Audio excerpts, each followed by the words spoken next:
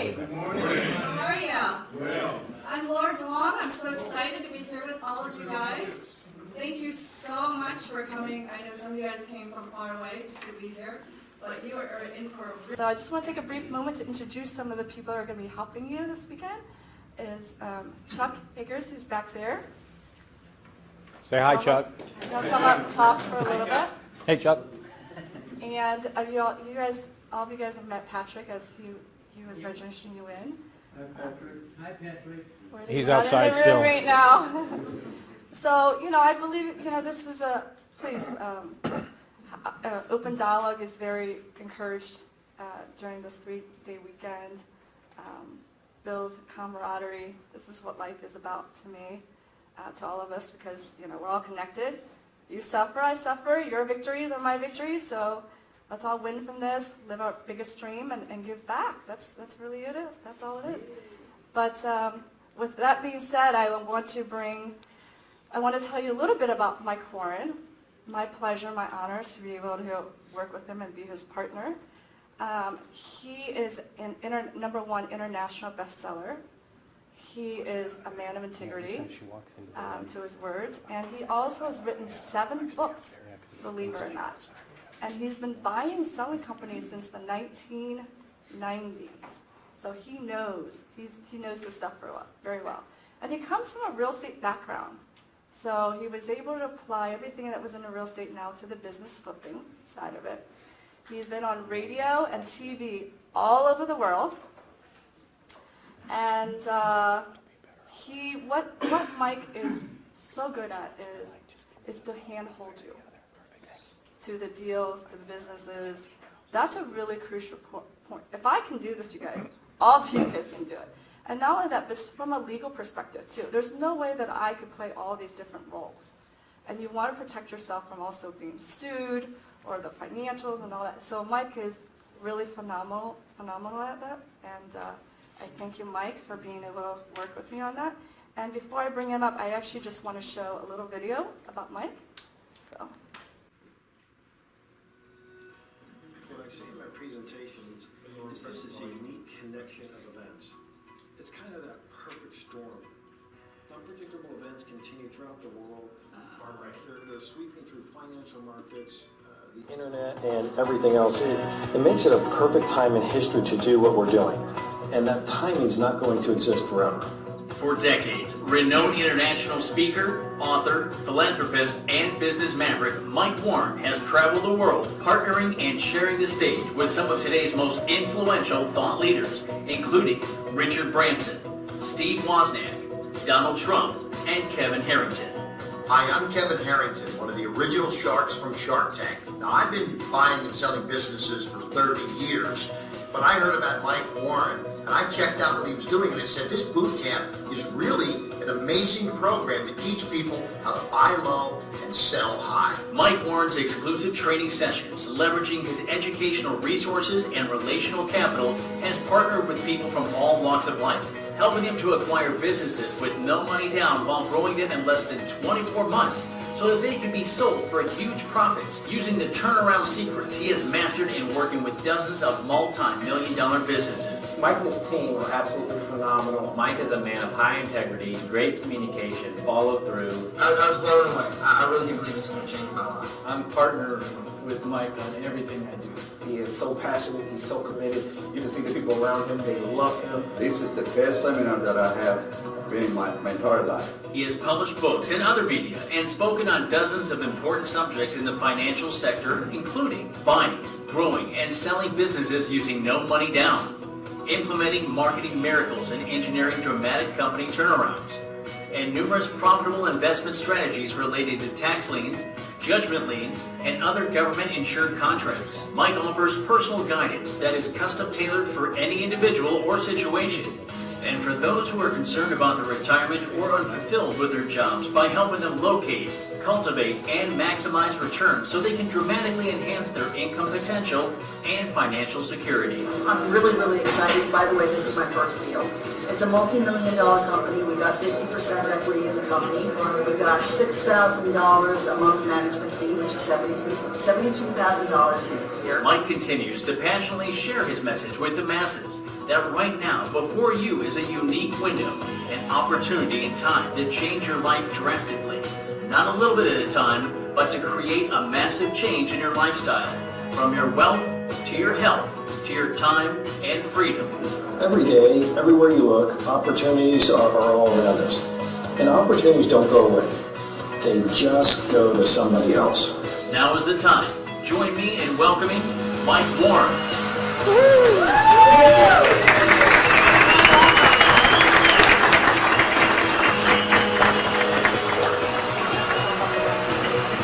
Okay, I'll do it. And the crowd's going wild.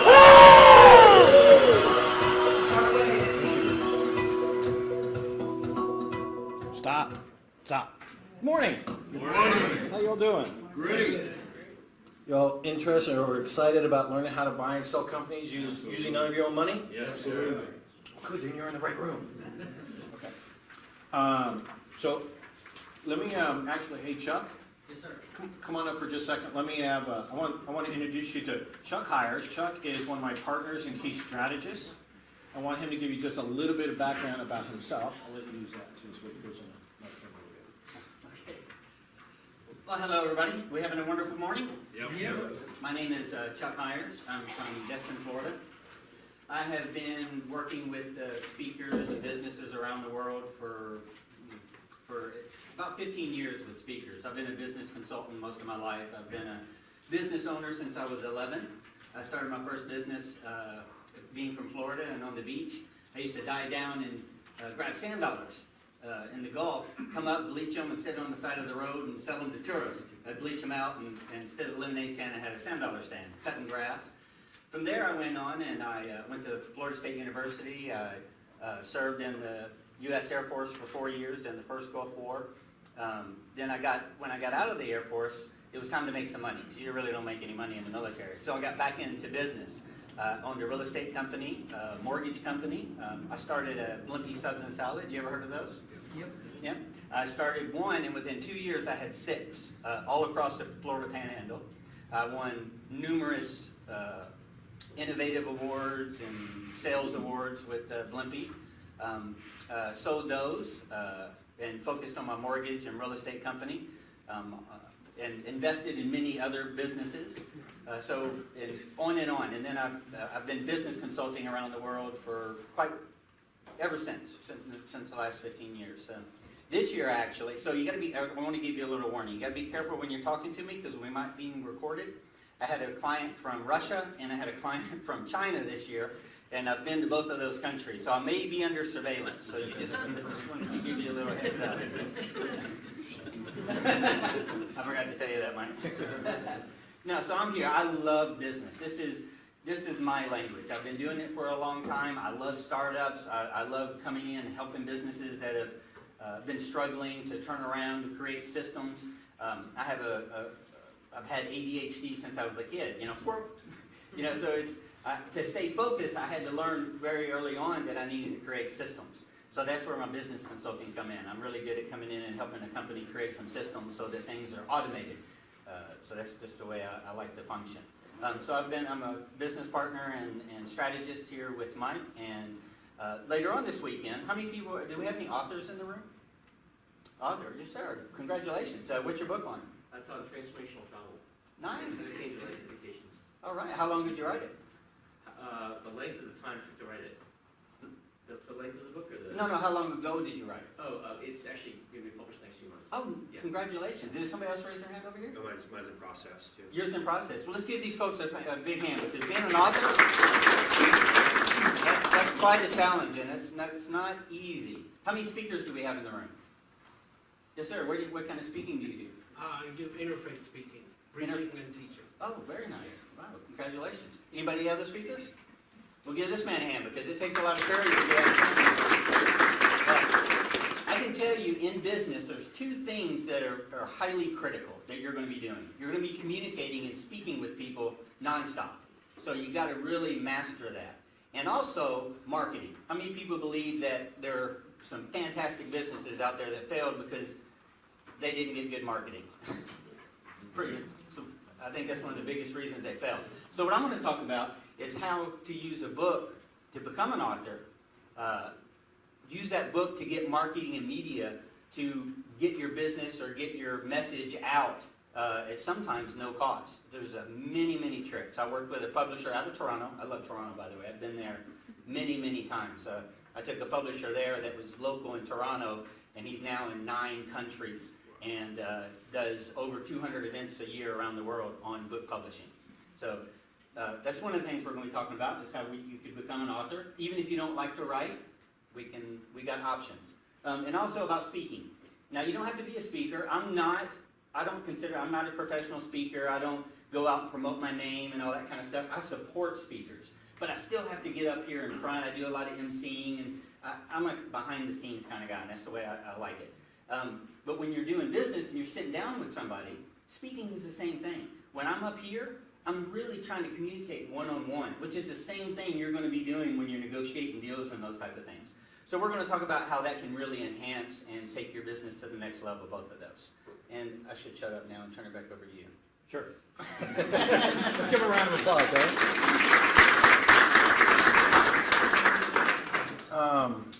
cool. So how many of you think that between me and Laura's got a very unique story. Rags to riches kind of a story, doing deals, she owns equity in companies. Chuck's bought and sold companies. Do you think you might want to pick their brains? I would. So utilize them as much as you can. So we're around here, or we're here for 3 days to give you as much information as possible. This event used to be 2 days. So I used to pack it all in 2 days, and by the time Sunday evening would come along, everybody was brain dead because there's a lot of information. So I will give you a lot of stuff. In fact, I'll cover 69 different ways that you can buy a company. The challenge is that you're probably only going to use maybe 5 or 6. I'll show you what my top 5 or 6 are, and then you can figure out what you want to do from there. But I'll expose you to all the different ways you can do it, and then you can figure out which one you like. Does that make sense? A couple other things. So I created something. Anybody know what a pop socket is? The thing that goes on the back of your phone? So I made a bunch of pop sockets. Would anybody like one?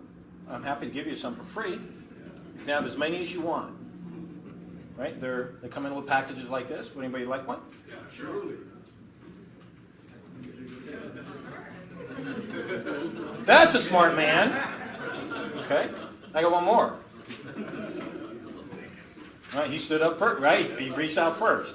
All right, so here, everybody can have as many as you want. They'll be in the back, so on the break, I'll grab, Chuck's holding a bunch right there.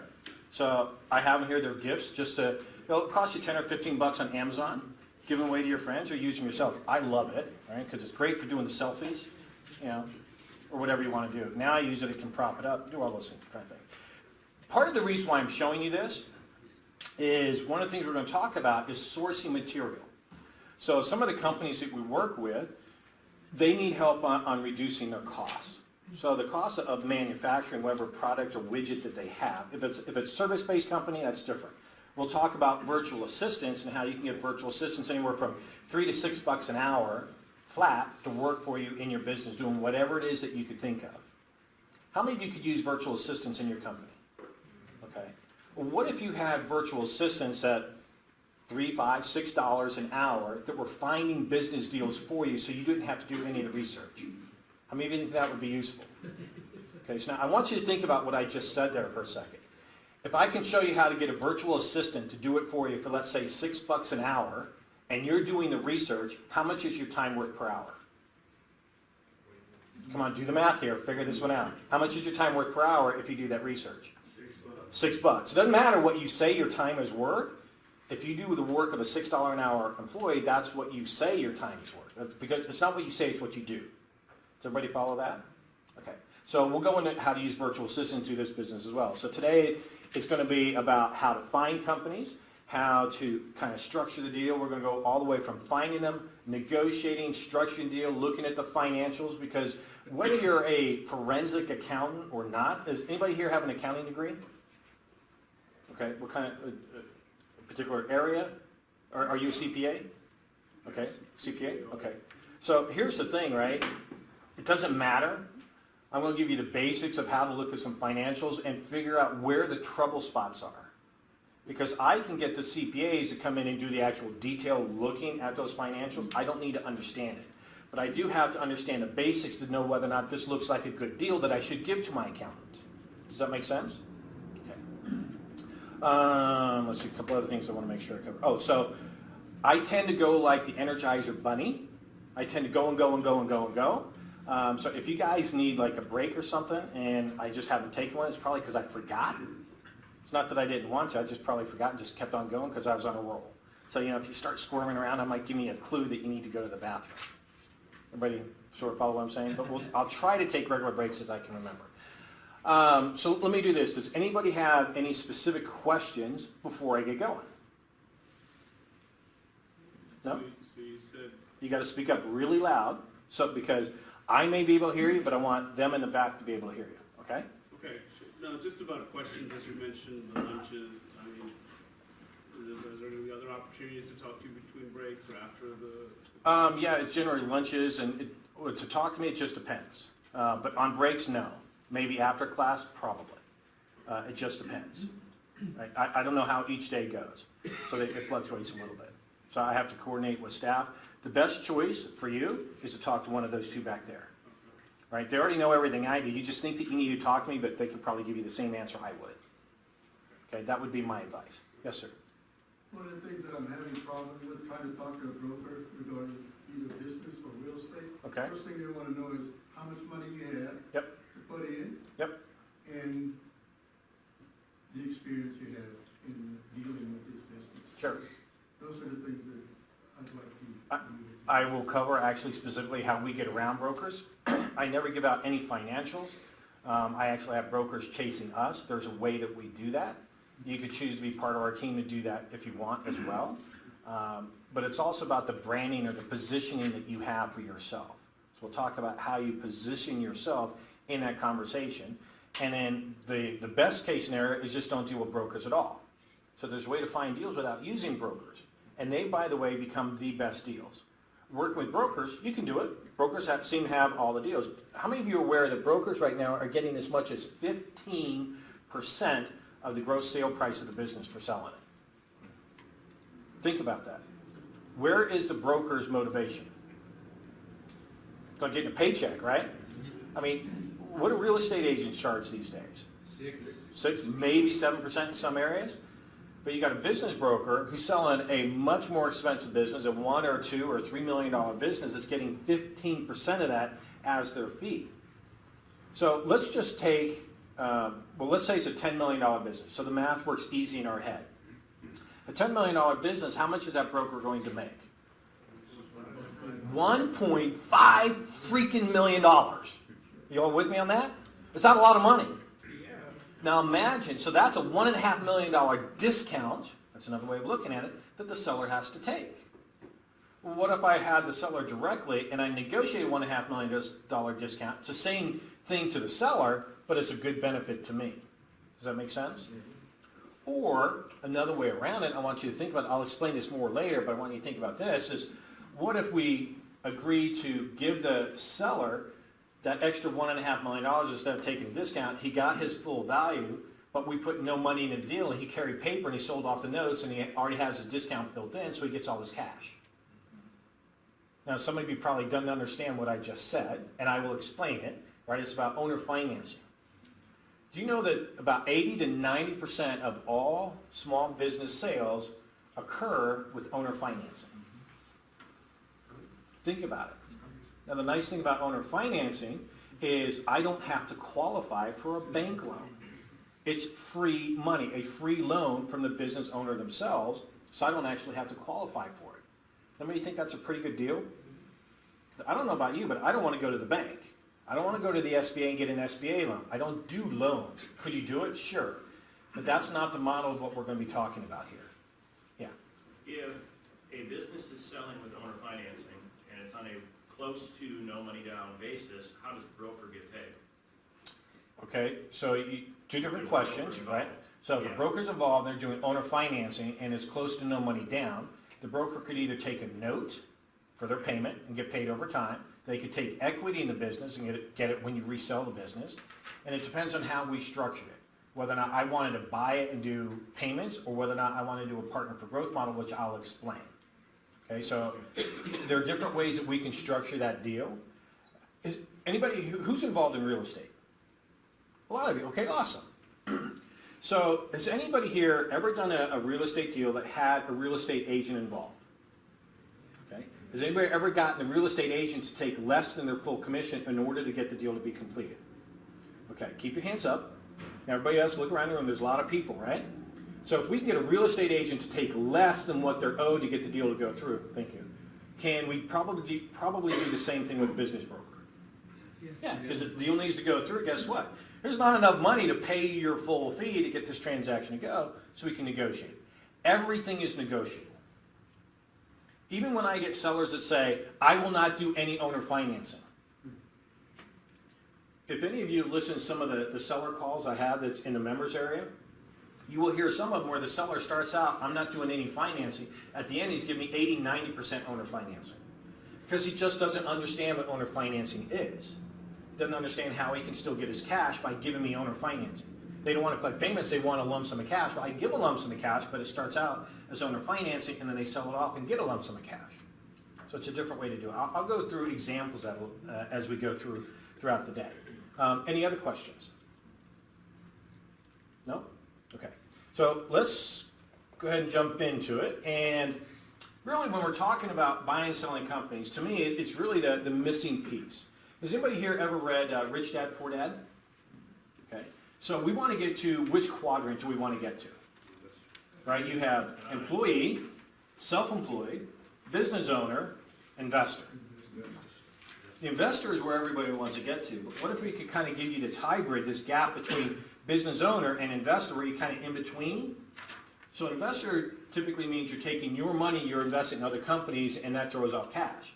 But let's say we're getting ownership in other companies, but we're putting no money into it at all. We're kind of a hybrid. You all see that? So we want to become business owners without necessarily doing the work or putting a ton of cash in a deal. Now, how many of you think that there are deals that will require money? What do you think? Yeah. And you're absolutely right. There are a bunch of deals that do require money. And one of the things I'm going to have Laura talk about either later today or tomorrow is how we as a group, we raise capital for businesses. We're working on a $20 million raise for one company right now. We're, smaller raises. So we find other investors, hedge funds and things like that put money into deals. Because sometimes it's a good deal. But here's something I want you to keep in mind. We may raise the money for them, but now that's our model is not, we don't just go out and raise money for people. That's not what we really want to do. But in the case where that does happen, we get them the money or get them lines of credit, whatever it is, and in return, we get equity. Y'all get that? We solve the problem, but I get ownership in order to do that. So not only do we get fees for raising the money, but I also get equity in their business because we help them. How many of you think that's a pretty good way to go? So it's about utilizing the resources that you have available. So you can either be part of our team and tap into our resources, or once you understand what you need, then you can go out and find your own. You can go either way. So my goal this weekend, or the next 3 days I should say, is to show you the different pieces that you need. You can build them on your own, you can do this on your own, or you can join our team. Fair enough? Everybody say yes? Yes. So that's just the way it is. Okay? I forgot one thing. So everybody have these little cards, right? So this is just another little freebie. This gives you $200 off next time you go to a hotel. Doesn't cost a thing. Directions on the back, register, and you get $200 off whatever your next hotel stay is. That sound pretty cool? Yes. And I also mentioned that you guys get free vacations in Mexico. How many of you plan to take advantage of that Mexico vacation? Right on. All right, so everybody's going to get one.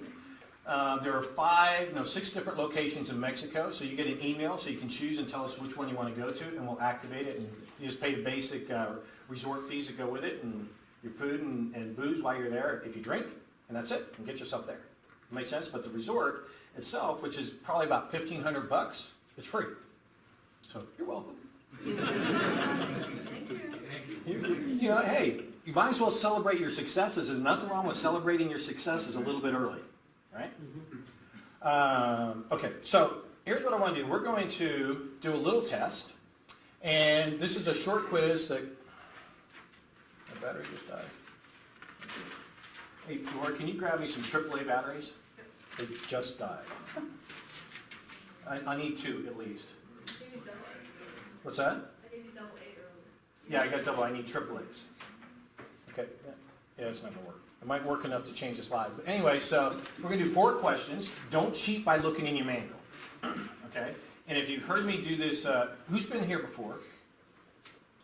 Okay. So you've heard these questions, so don't give me the answers, right? Let everybody else kind of play along. Everybody with me on that?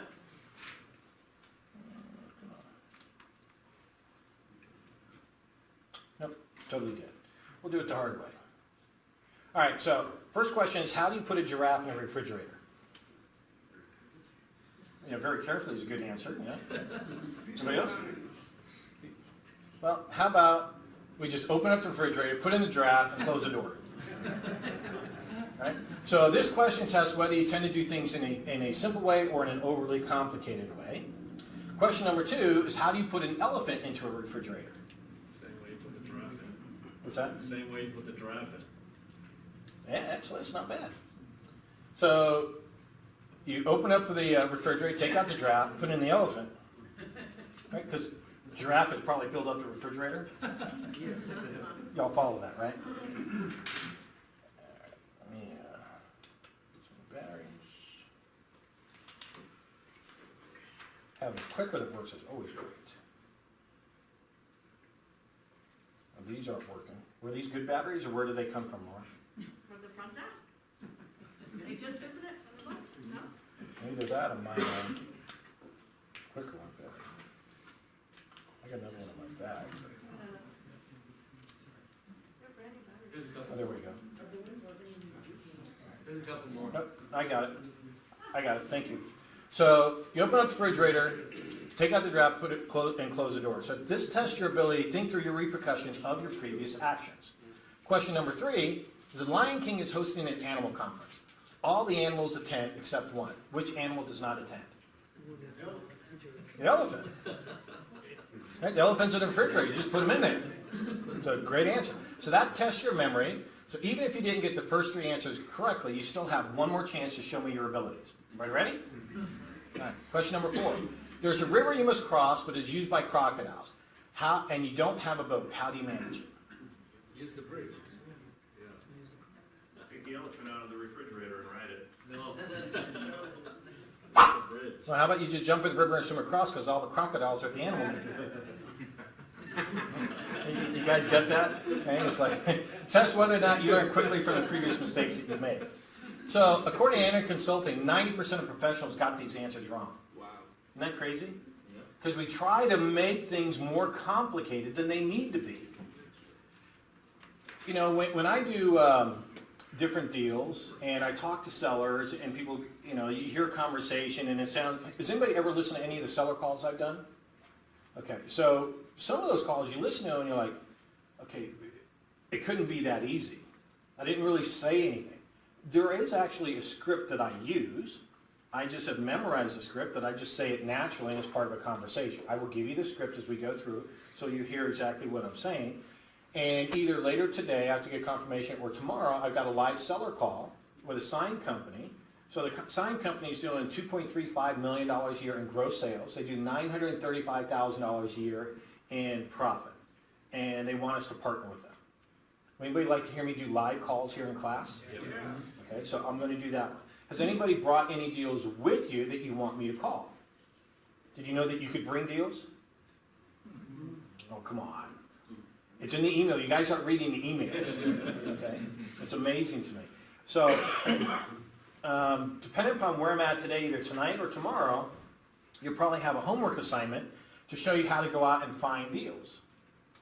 And it might take you half an hour to go find some. But wouldn't it be cool if you found some deals, we review them here in class, and if we agree as a class that that sounds like a good one to call, I'll actually call it live here in class. It's your deal, but I'll negotiate it in class and you keep it. Would anybody here be happy with that? Right? I love doing deals. I'll prove it right here in front of you. Now that call will probably take somewhere between half an hour to an hour. But how many of you think spending half an hour to an hour to get a no money down deal in a business and structure it is probably worth it? So this stuff does work, and I'll prove it to you where we'll actually use some deals. So business flipping is kind of like buying and flipping a house. Got a lot of real estate investors. If you haven't done real estate before, it doesn't matter.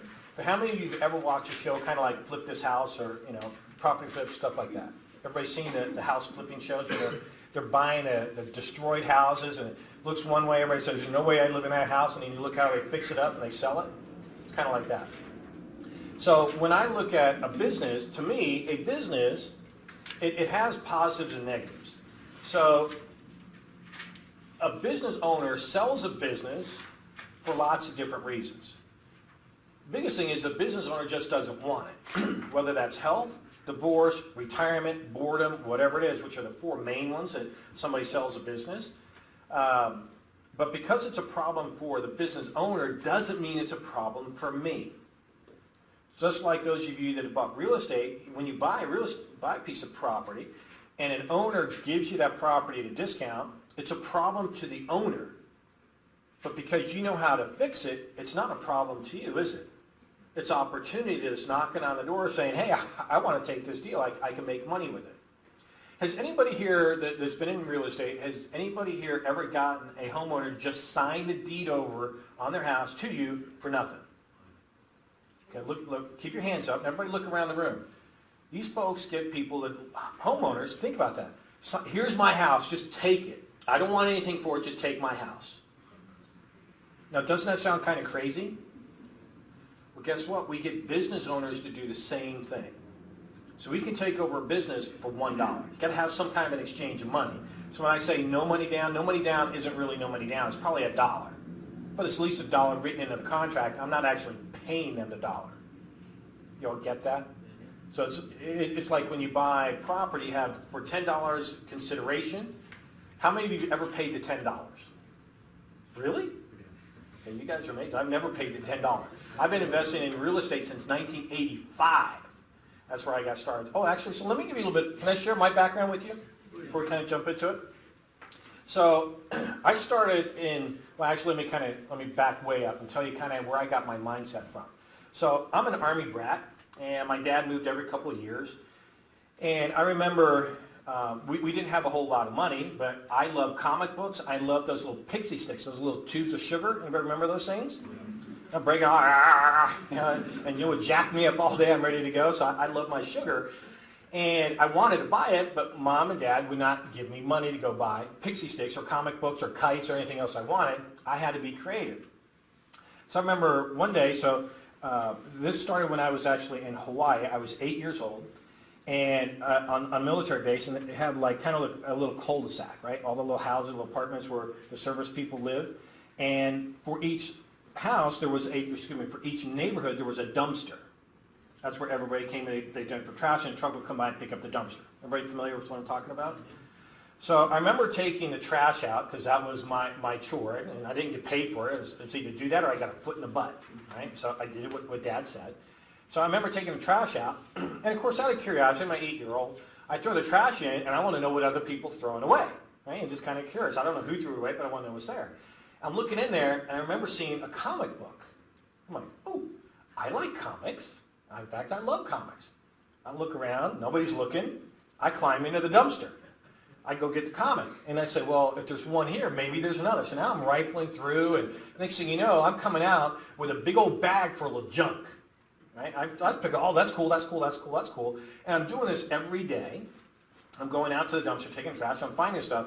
My mother finally gets fed up with me. She says, all right, you got way too much junk. Get rid of it. Throw it out or go do a yard sale and sell it. And I'm thinking, well, I don't want to throw it out, but yard sale, well, okay, maybe I can make some money.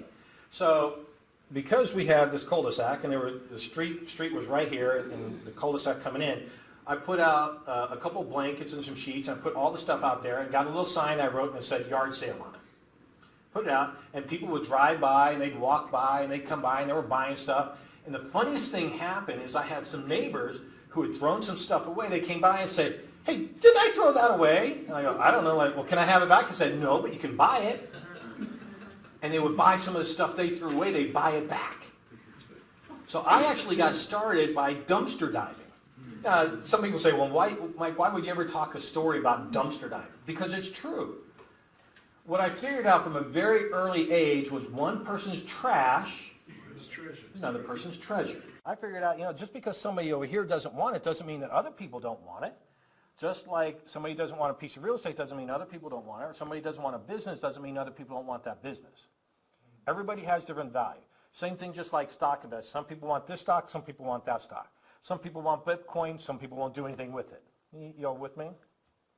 So that's where I learned about doing it, and I actually took that on steroids. I got a lot of comics, and my friends would come over, and they were all reading my comics. I'm thinking, how can I make this work? And so what I started doing is I started charging them a nickel to come over and read my comics. So I started renting my comic books out. I'm like, oh, okay. But the nickel allowed me to buy a pixie stick, right? So it's all about what's in it for me, right? And the same thing with most business owners. And so I started doing that, and I'd rent it out and doing yard sales, and I started doing flea markets. I was making, when I was 10 years old, I was making $100 a weekend by taking other people's trash, because I finally decided, how do I upscale my business? And I got on my bike, and I went down to the city dump, or the military base, rather, the military dump, and I would go through the entire dump looking for stuff that people threw away. So I got tired of the small little dumpster. I went big, right? So I wanted to scale it up, and then I started doing flea markets. Now, think about that as a 10-year-old making $100 a weekend. Is that pretty good? And I blew all the money. But I was having a good time. So I learned to buy toys and stuff like that. So when I got out of high school, I went into the military. I went in the Army. I was in there for 4 years. And do I have any vets in here? All right, do me a favor. Vets, stand up. If you're a fellow vet, stand up for a second. Thank you all for your service. Appreciate it very much.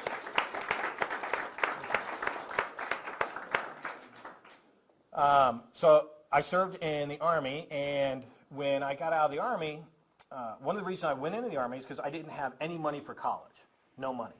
And I figured the only way I was going to get through college is washing dishes and working at fast food and stuff like that, and none of which I wanted to do. So I went in the Army so that I could do part of the GA Bill and go to school while I was in, and I did. When I got out of the Army, I finished my education. I worked as a systems engineer while going to school full-time and doing real estate full-time. So I was doing, as a single guy, and to me it was just part of the way it was. I did it all. And I was doing really well in real estate, and I figured out, gosh, I'm making enough money in real estate that I could probably quit my job as a systems engineer. And when I finally was making more in a month in real estate than I was doing for my entire year as an employee, I finally quit. But the hardest thing for me to do was, because everybody's saying, Mike, you can't quit because what about your benefits? Your medical, your dental, your vision, you can't give up your benefits. And I got convinced for a while that I needed a job because, gosh, what would I do? I can't give up my benefits. Till it dawned on me, well, why don't I just buy my own? And I could have self-employment benefits. I could still have medical, dental, I could still have it all. Now, the challenge that I had when I finally quit is that I wasn't doing the happy hours and working and doing the water cooler and everything else like everybody else, but then again, I was living a life like nobody else. Do y'all see that? So as I've gone throughout my career, I realized I had to get different friends along the way. Because while my friends are well-meaning, they want to pull me back so I'm comfortable and I'm with them. Because your friends are going to do one of two things, friends and family. They're either going to come along with you for the ride, or they're going to try to pull you back. Now, they all have the best intentions in the world. We all know what happens with best intentions, right? So I learned I had to get new friends along the way. So doing real estate, what I figured out is that, gosh, I can do all these deals, no money down. And I ran across another mentor of mine who taught me a lot about real estate as well, but it turns out that he made more of his money buying and selling companies than he did actually doing real estate. And he started to show me how I could take the creative strategies, the creative no money down strategies I was doing with real estate, and how I could apply that to creatively buy a business. Now, his name was Ernie. He died about 15 years ago. But that's how I got started in the business, was somebody else pointed me in the right direction, gave me the encouragement, held my hand through the first couple of deals so that I could actually get into the business. And I've been buying and working on companies ever since. Now, I still do real estate because it's easy, but it's just another business to me, and it's automated and other people run it. Does that make sense? I want a business that runs without me, whether I'm there in the business or not. It throws off cash flow. So whether I'm at the beach or I want to sleep in, because I just happen to like to sleep, right? So my day starts out typically around 10 o'clock in the morning. Not that I'm sleeping, but I get up, I have breakfast, have some juice, I work out, I do my thing, and then the day will start somewhere around 10 o'clock, normally. How many of you would like to have a day that starts at 10? Right? I mean, you do whatever you want, right? You'll hear other people say, oh, no, you should be up at 5 a.m. And you know what? I can do 5 a.m., but I'm usually up till midnight. So my day shifts around a bit because I'm more of a night owl, so I'm not a morning guy. No big deal. You do whatever you want. But I've learned that when I buy companies, it can support the lifestyle I want as opposed to me having a job.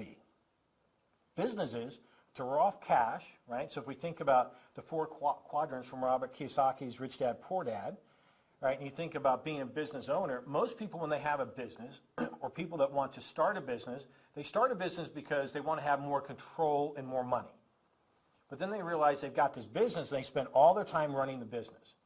They don't have that quality of life, which is what they thought they were going to have. How many of you, it's more important to have a business that you can control, or would you rather have a quality of life? Which one would you rather have? Quality of life. Raise your hand, you want quality of life. Okay, cool. I'm the same way. So I've made mistakes along the way, though. When I buy a business, I would only focus on businesses that I knew something about because I was the only one who could go in there and fix it. I was the only one who could do it right. Well, if I'm the only one who can do it right, guess who has to do the work? I do. I don't want to do the work. That's the whole point. So what I had to do now, I'm technically, not technically, I am a Virgo. And Virgos tend to be perfectionists, right? At least that's what they say. And what I had to do is I had to learn to let go. I had to learn to let other people make mistakes, and it doesn't have to be perfect. It just has to get out the freaking door. Does this make sense to everybody? You know what? So long as whatever somebody does and they make a mistake, it doesn't cause the company millions of dollars or cause it to go bankrupt. You know what? I let my employees make a mistake, but then I hold them accountable and I make them fix it. Because if they make a mistake and they dump it on my back and I have to go in and fix it, guess what they're going to do the next time? Make a mistake and then I have to go in and fix it. So I want them to be responsible. I want them to feel the stress. If they made a mistake, you stay late and you fix it. I might help you brainstorm to figure out how to do it, but you made a mistake, you fix it. Does this make sense? So I try to self-empower the people that I work with so that they can run the business, which means, like for instance, next month I'll be in Costa Rica, then I'm going to the Bahamas, I'm going back to Costa Rica. I like to surf in Costa Rica. So I generally take December and July off. And I do whatever I want. In fact, after this boot camp, I'm going to China. Now, I'm going to China for business and pleasure, mainly pleasure, but I'm going to do some business along the way. And why do you think I want to do some business along the way? Expense. So it's a write-off. That's right. So I want to make sure it's tax deductible. So I'll be looking at some factories and stuff and some products that we can bring in for some fulfillment by Amazon or what they call FBA companies. How many of you have heard about companies that sell stuff and make millions of dollars on Amazon? And guess what? Where do you think they get their products from? China. It's kind of like when I was talking about this, right? So the pop socket. So these things will sell somewhere between $6 to $15, depending upon where you get the quality and stuff like that, on Amazon or eBay. Take a guess as to how much this cost. It costs 52 cents shipping and everything else, production, logo, everything else is what it cost. So do you understand why I'm sharing that with you? So you could get sports teams, you could do whatever else on a logo, right? There are different ways of being creative. Do I want to start a business from scratch? I could, but I don't really want to. If I start a business from scratch, I have to do everything. I have to funnel all the money in. I have to do the accounting, the legal, the marketing, the sales calls, empty trash. I have to do everything. Whereas if we buy an existing business, which is I think one of the reasons why you all are here, all of that stuff is already in place. We don't have to create it. We may need to make it better.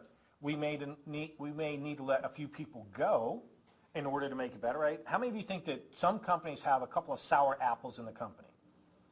All the employees know who those people are. They're waiting to see if the new owner is going to come in and get rid of them. And they're really easy to spot because they're usually the ones that point the finger at everybody else over and over and over again. That's because they're the problem. We'll talk a little bit about that as well. But that's kind of my background. I've gotten into buying and selling companies, and you know what I like about this business is that each deal is different. So when I talk to a company, I get to negotiate. I love the power of deal making. What I suck at is running the company. I'm no good at it. Why? Because running the company requires detail. I don't want to do the detail. Because when I do the detail, I get involved in it. Now I'm working in the business instead of on the business. And by the way, this is a great book. If you have not read it, I encourage you to read it. Go out and get the E-Myth Revisited, E-Myth Revisited. It's by a friend of mine named Michael Gerber. It's a great book. And that's where that whole phrase, working on the business versus in the business, that's where that phrase came from. He coined that about 25, 30 years ago. So E-Myth Revisited. Would you repeat the book? Yeah, E-Myth, and then Revisited, which is version 2 of the original E-Myth book. Great book. Once you go through it, you'll start to go, oh my gosh, I do that, I do that, I do that, I do that. And you start to look at what other owners do in the business that they have, and we can start to see, well, how can we fix them? The most common complaint that I get from owners is they have operations or staffing issues. They don't know who to bring in, mainly because they've tried a couple people, didn't work out, so they just keep doing it themselves. The biggest challenge is not that the people they brought in didn't work, is that they really didn't give them a chance to make it work. Does this make sense? Where they micromanage them to death. They wouldn't really give them the chance to fail and to fix it. They would fail, and then they would jump in and fix it. And of course, the problems would continue to happen. You have to give somebody some accountability where they can do something, make a mistake, and still succeed. Does this make sense? Okay. So let's keep going. So what I want to do is I want to make a comparison between house flipping and business flipping. So we're going to talk with a house first. So let's say we go out and we find a house. We make a whole bunch of offers on houses, and this is just a nice small little house. $100,000 house, you put down either a small down payment or you buy no money down. So just like when I started in the 80s buying houses, no money down, we can still do that today. The prices of the houses are different, but it's all kind of relative. Just like a bunch of you have had people that literally sign the deed to the house, say, here's my house, just take it, it's yours. Well, we do the same thing with business. But so let's say we find a house, we renovate the house, and we rent it out, and we get a $200 a month positive cash flow over and above what it costs us to actually own the property. And then 3 years down the road, the property appreciates, and we look at our cash flow, $200 a month times 12 months times 3 years, we make, over that 3-year period, we make $7,200 in positive cash flow. Does everybody follow me? It took you 3 years to get it, though. Bear with me on the math? Yep. Okay. So 3 years down the road, when we sell the property, we sell it at $130,000. We subtract out what we bought it for because we have to pay that off. Our difference is $30,000 plus the $7,200. We make $37,200 on that small house. Is this a decent profit on a small house like that? Yeah, it's a great deal. This is why there are so many people that get into real estate investing. It's the reason I got into real estate investing. You know, one of the things when I went to school is I loved business. I was an average, or I was an okay engineer, but I wasn't passionate about it. What I found out is I was really passionate about business. Now, as a systems engineer, the company I worked for, they wanted me to get an electrical engineering degree and get a master's in engineering, and I didn't want that. I went to business instead because I found out, you know what, I love business, but I was, as an engineer. I felt like I was faking it. Have you ever heard the phrase, fake it till you make it? Well, I want to change that phrase. I don't want you to think about fake it till you make it. I want you to write this one down, okay? So this is one of those goodies. Don't fake it till you make it. I want you to act as if you belong. If you act as if you belong in the business flipping game, guess what? People will do it. So it's not a case of faking it to me. It's like, no, I belong here. I know what I'm doing. It's a different type of mindset. Do you all follow that? So act as if you belong. Don't fake it till you make it. So now let's take a look at a business. So we go out, we look at a basic $1 million business. Now, by the way, this is the perfect scenario on a business. Is I want a business that essentially does about $1 million a year in gross sales and does 30% profit. Do y'all remember from any of the home study stuff that I want at least 30% profit? Okay. So 30% profit on $1 million business is how much in profit per year? It's $300,000, right? You divide 300 by 12, you come out to $25,000 a month. Everybody with me on the math? Yep. All right, so now let's say we triple the business and we sell it down the road. And we look at our cash flow at $25,000 a month times 12 months times 3 years, just like we did with the real estate cash flow. We're making $900,000 in cash flow over that same 3-year period. We look at our sale price, subtract out what we bought it for because we still have to pay that $1 million off. We have a $2 million profit plus the $900,000 in cash flow. We have $2.9 million or $2,860,000 more than the house for the same time period. Another way of looking at this, put it in a slightly different perspective, especially for my real estate investors, you will need to do 97 of these to make the profit that you make on one of these. Which do you think is easier? How many investors do you think will do 97 real estate transactions in their lifetime? No, not very, very small number. You may get a few that do it. The most number of houses I ever did in a year was 50 in 1 year. That's a lot. Think about that. That's what? Yeah, almost, right? I mean, you start to look at numbers and like, holy cow, that's a lot of work, a lot of team, a lot of management, a lot of cash that's sitting out, moving around, and yet I could reduce all of my workload and have one business does the same thing. So this is kind of where I'm trying to get with you all to start thinking about it, is that the amount of time it takes me to find all of these houses, make all of those offers, renovate that property, manage the property, and then sell it down the road, I make that amount of money. I got to do that 97 times. Yet in the same 3-year period, because I let other people manage this company for me, that's the key ingredient. You don't manage, yeah, you're the owner, you're the CEO, you're the chairman of the board, but you don't run the company day to day. If you do, you have a job. You got a job. It may be a high-paying job, but it's still a job. Do y'all follow me on that? This is really important distinction to get. I don't want anybody here to have a job. I want you to have a lifestyle. So, for instance, when I go to Costa Rica next month and I go surfing, right, I have income coming in while I'm out there surfing. Money is still coming in. I don't have to worry about it. How many of you would like to, anybody here want to learn how to surf? You know, whether you're any good or good at it or not has no relevance, right? It's like, I'm just going to do it because you can. Why? Because you can, because it's there. All right, so the wealthiest people have a lot of businesses. Now, you may or you may not like that guy, and it doesn't matter about your politics. How many of you think, though, that he's a pretty good business guy? Right? Let's leave politics out. But you don't get to be worth billions of dollars unless you know what you're doing. Do you know that he makes more money from his businesses, right, than he does in real estate? Because he has a brand. He has things. What about that guy? Anybody know who that is? That's Richard Branson. What about him? What about this guy? Anybody know who he is? Warren Buffett. So we're going to talk about, now he owns 430 different companies. Did y'all know that? Now, he's one guy. How does one guy manage 430 companies? He doesn't. He has teams that do it for him so that he can gallivant around the world and be the brand of the overall company. Microsoft owns hundreds of companies. Now, Bill stepped away. He doesn't want to be the guy at the front anymore. He's just the president of not marketing and product development. That's what he likes to do because he wants to tinker. Now, he just got surpassed as the richest guy in the world by Jeff Bezos of Amazon fame. But you know who's probably going to pass him up? Anybody know who owns Alibaba? Have you all heard of Alibaba? Yes. Okay, that's where I got those pop sockets from, by the way. Well, that guy, do you know how much they did in 1 day in sales? So we had Black Friday, Cyber Monday. Amazon did 200 billion, right? Which is a pretty good number. But Alibaba did 600 billion in 1 day, not over 3 days.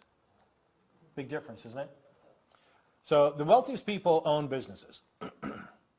So the only difference between a problem and a solution is that everybody usually understands the solution. I can, you know, how many of you have ever had somebody say, oh, you know what you should do is, here's something that I want to try to encourage you to think about. Never take advice from somebody that doesn't have to deal with the consequences.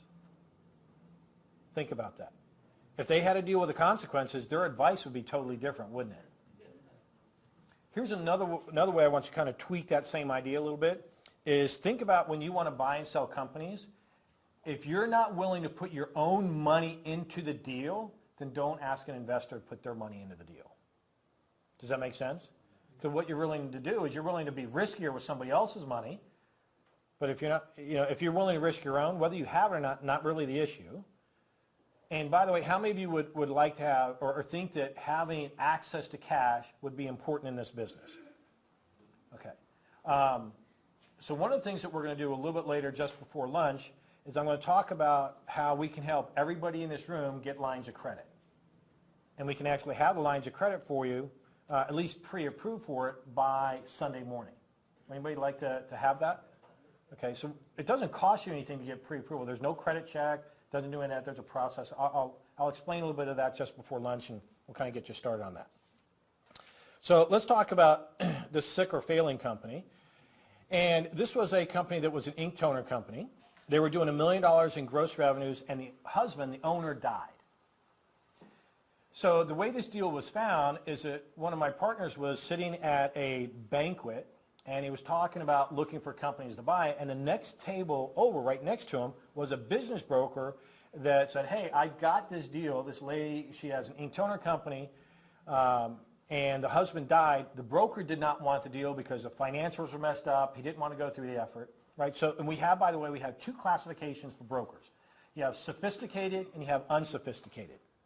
I like an unsophisticated broker because they're lazy. That's just a simple way of putting it. They don't want to do the work to clean a company up and create the big brochures. They just want to take a company that's already set up, list it, get a commission, move on to the next one. That's all they want to do. A sophisticated broker will clean it up, package it, make it all really pretty, and charge premium dollar for it. We do not want to work with sophisticated brokers. Ones that have these fancy packages, that's a bad deal to get into. You're going to pay top dollar for it. They want you to put as much cash down as possible, qualify for it. That's not a deal we want. We want easy deals. Make sense? Say yes if it does. Yes. Okay. So the owner had died, and the widow who took over the business, she just wasn't running it properly. She didn't really understand how to do the business. And her key thing that she wanted to do is she wanted to take care of the employees. So when she's taking care of the employees, her mindset is, I don't want to run this business. I got insurance from when my husband died. I have money to retire, but I don't want to just shut down a company because there's 11 employees. They all have families. What happens to those folks if she shuts it down?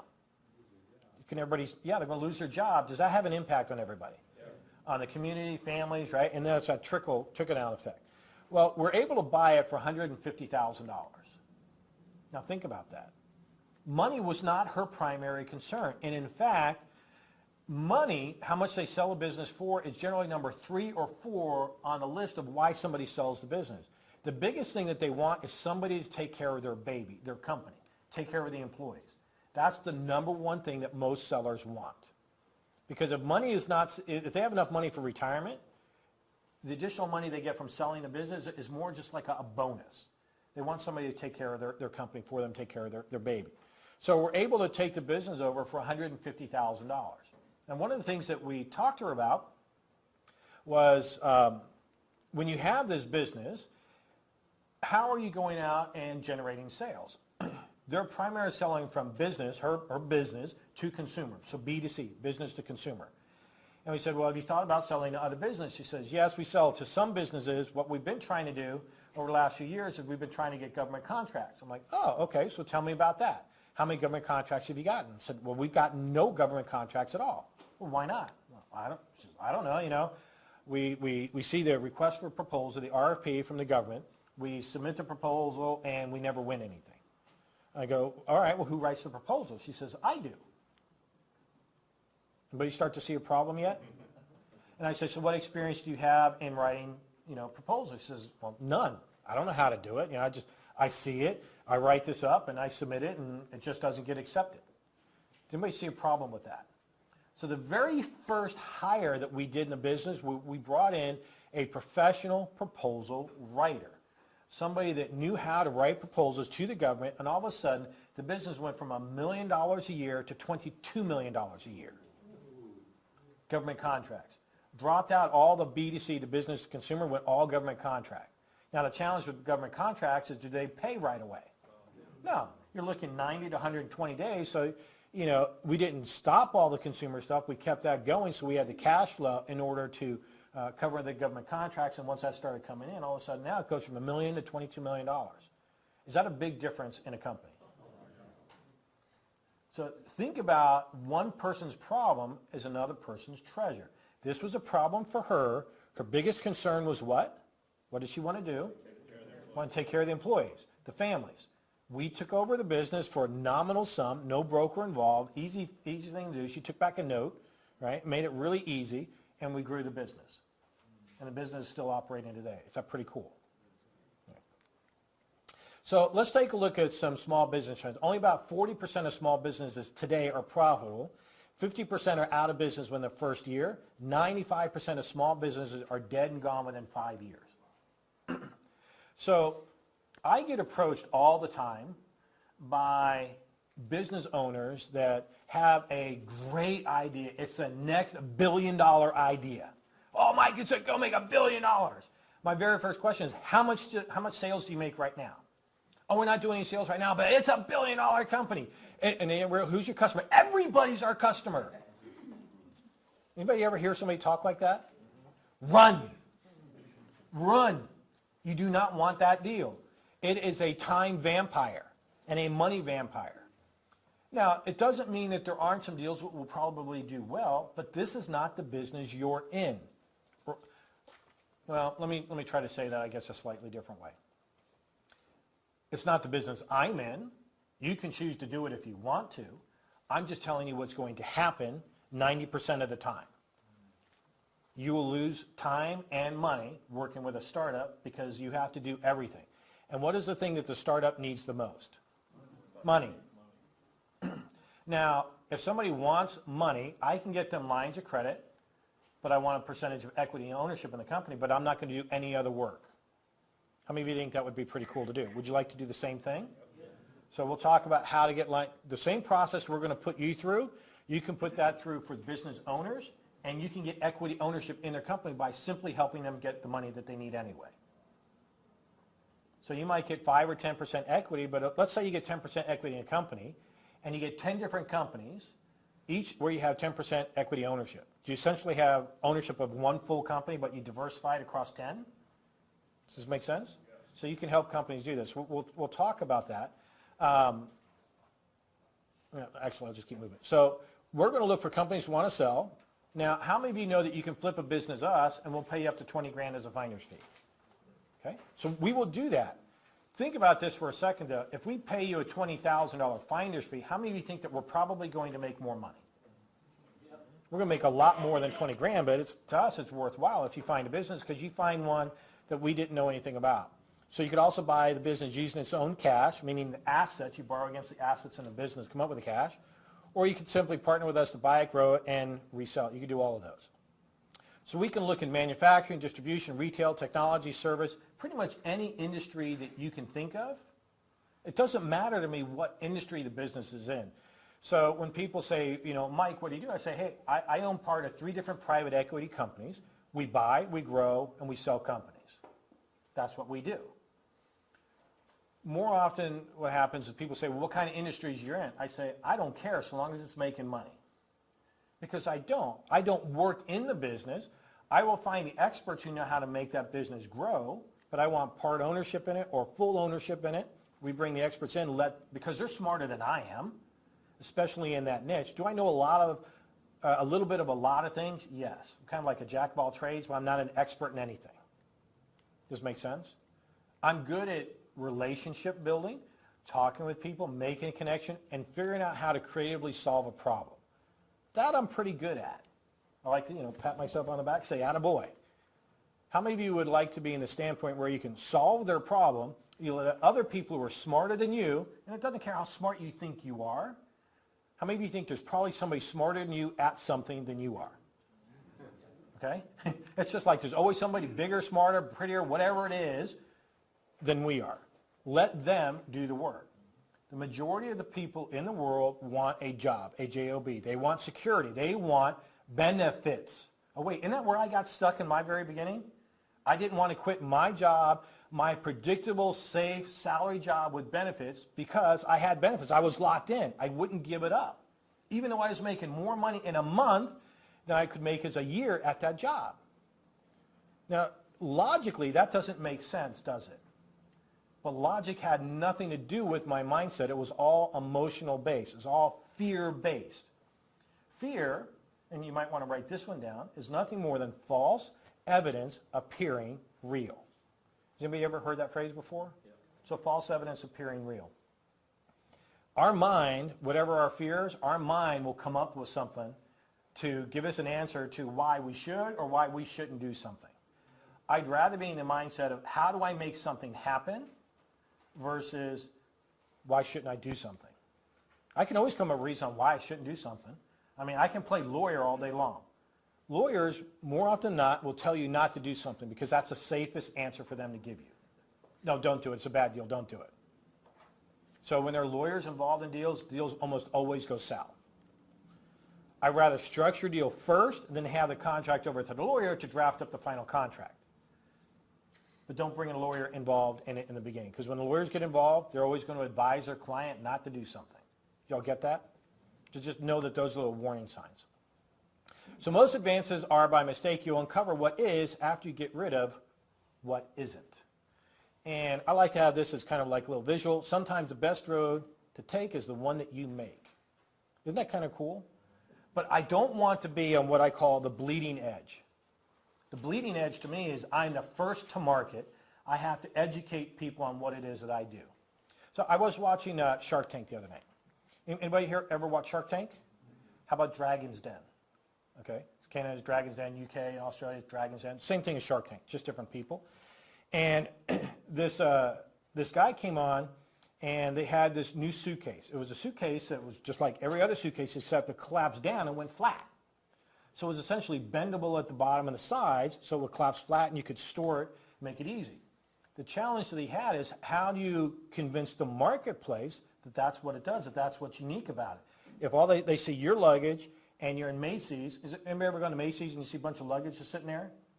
How do you differentiate your piece of luggage from the others that are sitting there? The education of the marketplace was very difficult. None of the sharks took the deal. I thought it was, right? Because it's like, no, the time that you're going to have to spend to try to get there, to educate the marketplace on what it is, it's a great idea, but it's too much effort. The sharks are all about doing quick deals where they can make money and get in and get out. It's kind of what we're trying to do too. So when I look at a company, one of the things that I always ask, and how many of you ever, when you watch Shark Tank and you see them talking and they love the idea of what's the very first question after they all love the idea, what's the first question they ask? How much are my sales? Yeah, what are your sales?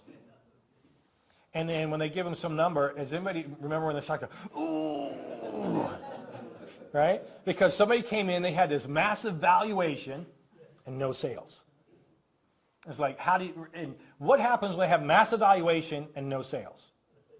What happens to the deal? No deal. It's almost always no deal. If the sharks really like the idea, what they do is they say, you're out, I'll take it over, we'll license it, we'll make you rich, but you're out. What happens to most of those people when they get that offer? They don't take the deal, right? Because they think, oh, no, I can get it, da-da-da, right? Because it's like, no. Because the sharks see right through it that, okay, you're an inventor, you came up with a great invention, but I'm not going to let you use my money to try to market this. I will use our teams, our distribution centers, our sales networks. We'll let our people license it to them, let them sell it, we'll make money right away. I'll make you rich. And some people say, no, I want to do a business. I want to run $1 million business. I'll give you another example. So I met this one guy, and he had a product that it's essentially like a little mini USB drive. You put it underneath the dash of your car, and what it would do is it would track the mileage automatically and send that data to your phone so you could track your mileage. And he wanted $1 million to create a 100-person company to create the sales, the marketing, the manufacturing, the distribution. He wanted to do it all. But he had no experience in doing any of that. He was the inventor, but he saw himself as having this big company that he would run and he'd make millions of dollars. Now, how many of you think that having something that you can put into the car that automatically syncs to your phone and does it automatically track all your business mile would be helpful to a lot of people in America? Just use America alone. Right? Because it's mileage, a deduction we can take on our taxes. Yeah. So the guy wanted $1 million, and what I want to do is I said, well, who could I take that product to that would probably use it, that could get it out to market without us spending $1 million up front for this guy to test out his theory and use my money because he has no management experience. He's never started a big company before. He's never run one, but he visualizes or sees himself as one that runs something like that. So I started thinking to myself, well, what could I do? Well, I said, what I want to do is I want to license the product from you. You don't want to put it in the water. I said, I'll license the product from you. I'll make you rich. I'll give you a percentage of every single sale that comes in.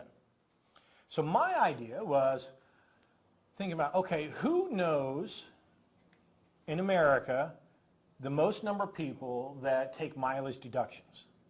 Somebody give me a company that might know a lot of people that take mileage deductions. What's that? H&R Block. Who else? Well, tax companies being specifically who? Yeah, but I want you to be a little bit more specific. Think about it a little bit more. Who here has or manages your own books? Anybody here manage your own books? Okay. Do you use any software? QuickBooks. Okay. Who owns QuickBooks? Intuit.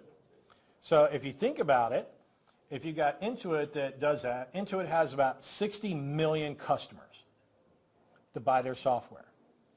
So what if we were to license that product to Intuit and let them sell it so that the chip stuff itself was $25, right, but it only costs like $4 or $5 to make. What if we let Intuit sell that at $25 to the consumer base? They keep all the money, and they just give us $1 a month per customer that uses it.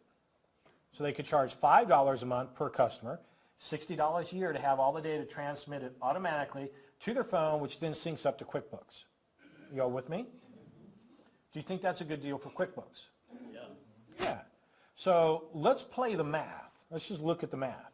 If QuickBooks says, yes, we want to do that, they keep all the front end of selling the physical device, and they give us $1 per month per customer that uses it, how many of their 60 million customers do you think might upgrade to that and buy that? Somebody give me a number. What percentage? 10%? Can we all agree at 10%? Sure. Okay, so 10% is 60 million is how much? 6 million. I'm asking for, they're going to charge $5 a month, right, for somebody to use the service. So $5 a month of 6 million is how much? 5 times 6 is 30, so it's $30 million a month that they get. I want to get just $1 a month as a royalty on it. So 6 million times $1 is how much? 6 million a month. So 6 times 12 is $72 million a year that could come out of that. And he would get a percentage. Did he take the deal? He did not take the deal. He thought he could have a big $100 million, $200 million company do it all himself. And you know what happened about 8 months later? Somebody else came to market with the same idea and stole his idea. Wow. But do you know how many inventors get in that mode? What I did is I tried to think, how could I creatively solve the problem without having to create a major company? He was a pure startup, had no sales. He had the data, he had demo, a few sales, but nothing of any substantial consequence. But I wanted to know, it's like, okay, well, where could I go? I guarantee you, if Intuit didn't do it, TurboTax, somebody was going to take it. Right? And why not license the technology to all the companies at the same time? Let them all do it. Because they're going to offer, once one takes it, they're all going to jump on board. That could have been a nice big payday, right? That just lasts for years. Even if it only lasted 1 year, would that still be okay? Yeah. So licensing is a great way of taking ownership in a product. So I will license a startup product. So one of the reasons I'm going to China is I'm looking for products that I could license and essentially bring back to America. How many of you think there's a lot of stuff that gets made in China?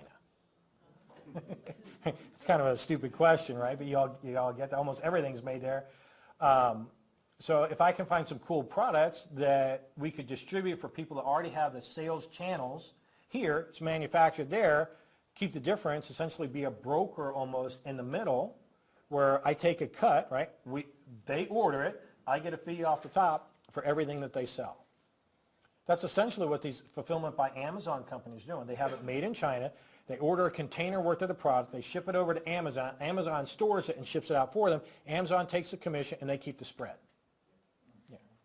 Any other criteria for determining whether something is a good licensing play besides startup and, product-based? So let me repeat the question. Is there any other things to look for when you're doing a licensing play that you should look for to determine whether or not it's a good idea?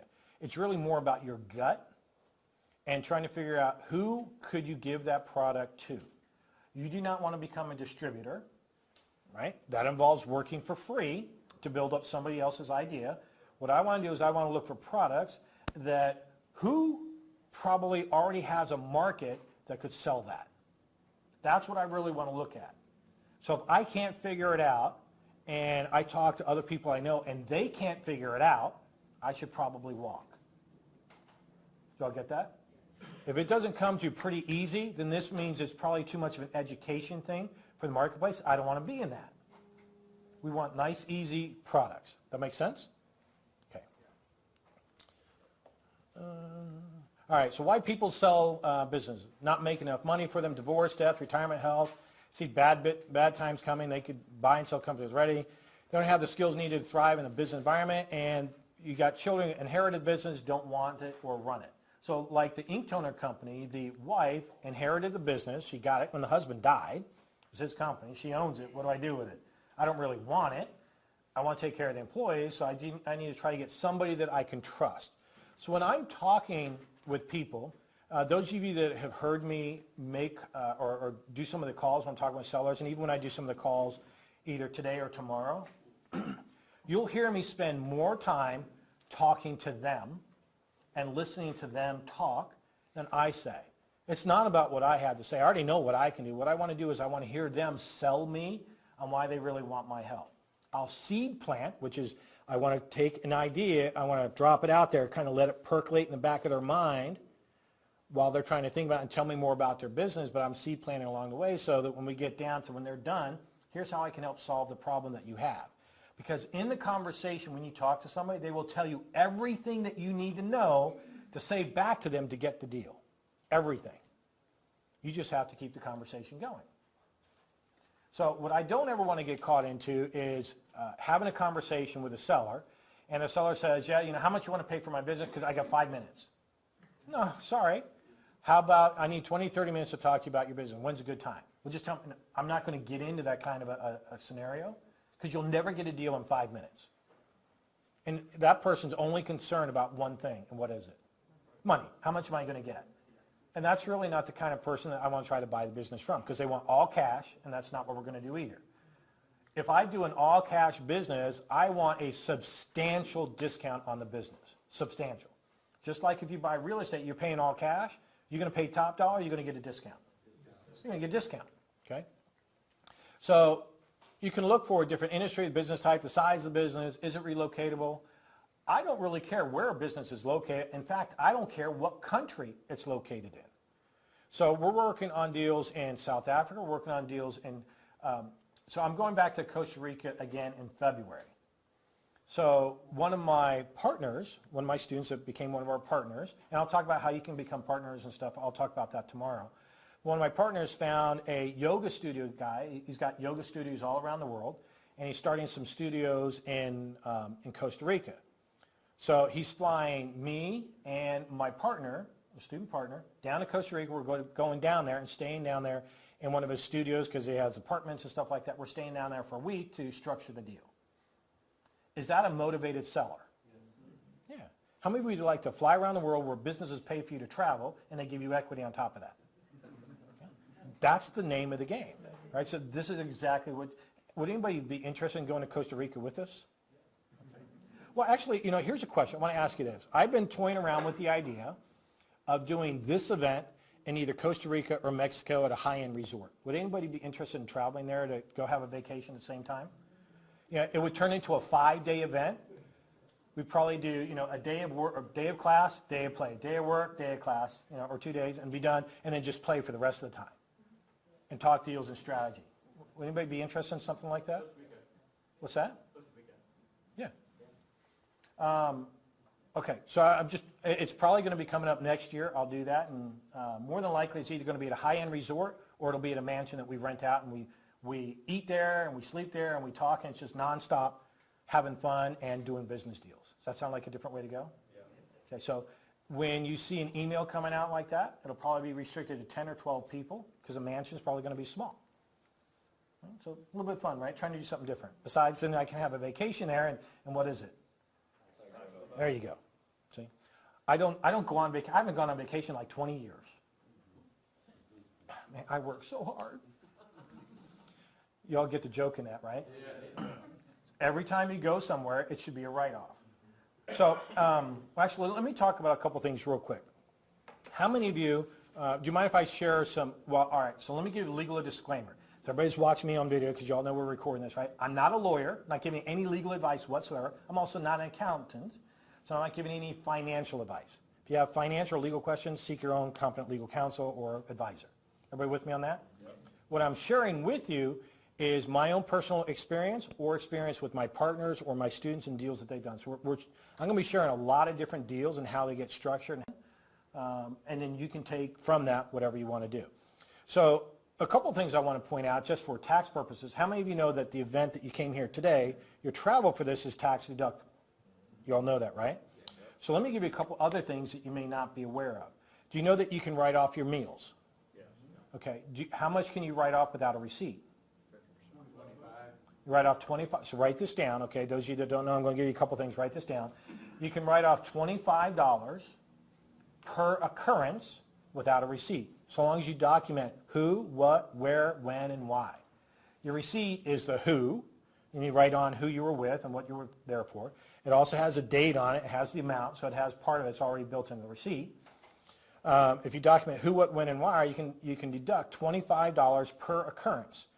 Now, the IRS says, and have your own account, check it out, but the IRS says that $25 deduction can occur 24 hours prior or 24 hours after whenever the event occurred. You all with me on that? So it doesn't necessarily have to be on the same day.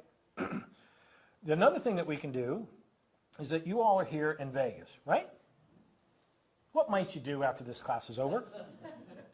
You might go out, right? Is anybody going to go to a show or do anything like that, planning shows? Don't do any shows at 6 o'clock, you're going to miss it. I'll try to be out of here between 5 and 6 each day. That's my goal. I really don't want to go past 6. We don't really need to, so make your show, if you're going to do a show, 8 or 9 or 10 o'clock, whatever it is. But the IRS says that you can deduct $75 for entertainment purposes without a receipt, so long as you document who, what, where, and why. So let's say that I go out with Tom and we go have some drinks. Turns out I'm a lush. I drink a lot. I have $75. We went to Bellagio. And then we decided to go over the Venetian, and I gambled a little bit. I think I lost $75. I drank too much at the Bellagio, so I don't really remember. But I documented who, what, where, and why. I'm not giving you any accounting advice here, but I can write off $150 in that occurrence. Are you all with me? So one of the things that you should always do is that wherever you go, if you're talking business, so long as you're not talking business with your spouse, because that's not really right, you're going to do that anyway, find somebody else that you're going to talk business with, and you can write it off. So everywhere you go, everywhere I go, I'm always looking at doing business. The interesting thing is I never know where a deal is going to come from. And sometimes I'll make connections for people that I meet, that they need something, that I'm not looking to necessarily dig my hands in their back pocket, but I'll make a connection because you know what? That's good karma. Anybody here believe in karma? Yeah. You do the wrong thing, sooner or later it comes back and bites you in the butt. Right? You help others, that comes back and it helps you. Right? So you can write off meals, you can write off the entertainment, your travel, your cost of education. This is all for increasing your income, not for preservation of a job, but it's for increasing your income, so you can write it off. Yeah. Question. So, for example, if you're traveling with your spouse, working with your spouse, discussing business or deals with your spouse, but you're a corporate entity, and so you have shares in it just like anybody else. Can you write all that off? You can, so long as you're both getting W-2. So my answer is yes, I believe you can. But what I would also do is make sure that you talk to somebody else along the way and then document who you talk to and why. Then it's not a question. And it doesn't matter that you were both there. You see what happens? You bring in a third party, it gets rid of any IRS. I've been audited right? So I'm telling you what went through my stuff and how I was able to, the IRS didn't have any questions about it because I documented and without receipts, who went where and why. And we're talking $40,000, $50,000 a year in deductions. Okay, approved, approved, approved, approved because I documented. So if you guys get salary and you meet somebody, now you got a third person involved. You're always safer. Versus, oh, let's go out for Valentine's Day and write it off. See the problem? Okay. Now, if you got divorced and then you were talking, that'd be a different story. I'm sorry. No, that's bad seed planting. Never mind. We'll back out of that. I apologize for that one. Everybody sort of follow where I'm going with this, though? Okay. You may need a potty break. All right, so let's do this. I'm going to just keep going. So I've got 10:40 on my phone. We're going to come back at 5 minutes till. So you get a 15-minute break, a little bit longer break. So let me explain how the breaks work before you leave. I will start at 5 minutes till. Whether you're in this room or not, I will be starting. How many of you think that I'm going to be covering probably a lot of really good stuff, and I've started to already? Okay? You don't want to miss stuff. So be here at 5 till, and I'm going to get started. So you guys go ahead, take a break, go bathroom, do whatever you need, and we'll come back, okay?